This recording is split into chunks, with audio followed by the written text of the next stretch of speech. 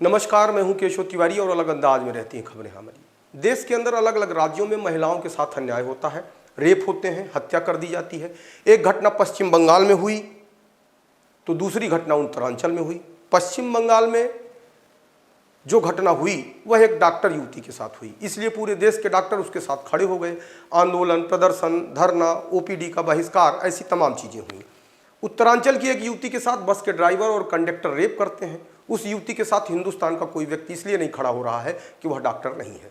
दूसरी बात, भाजपा शासित उत्तरांचल में उसके साथ रेप की घटना हुई है, इसलिए भारतीय जनता पार्टी उस रेप की कोई चर्चा इसलिए भी नहीं करना चाहती कि उससे उसकी सरकार की बदनामी होगी। आखिरकार जब अलग अलग राज्यों में दो युवतियों के साथ रेप हुए तो आंदोलनकारी उन दोनों युवतियों की बात कर सकते थे, लेकिन पूरे देश में एक ही युवती की बात हो रही है, एक ही राज्य की बात हो रही है। यह बात समझ से परे है। अगर भारतीय जनता पार्टी शासित राज्य में बलात्कार हो रहा है तो उसे क्या अच्छा कहा जाएगा, और पश्चिम बंगाल में हो रहा है तो क्या उसे गंदा कहा जाएगा?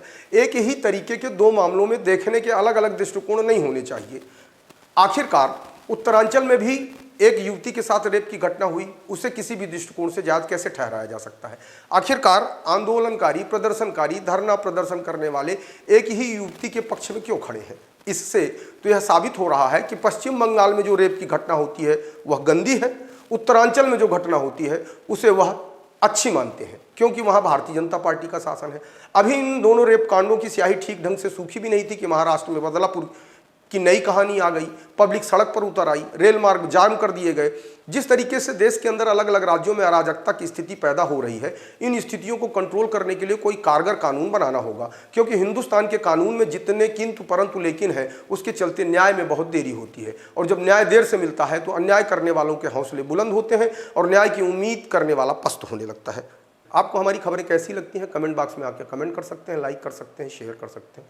और यदि आपको हमारी खबरें अच्छी लगती हैं तो विशाल खबर चैनल को सब्सक्राइब करना न भूलें।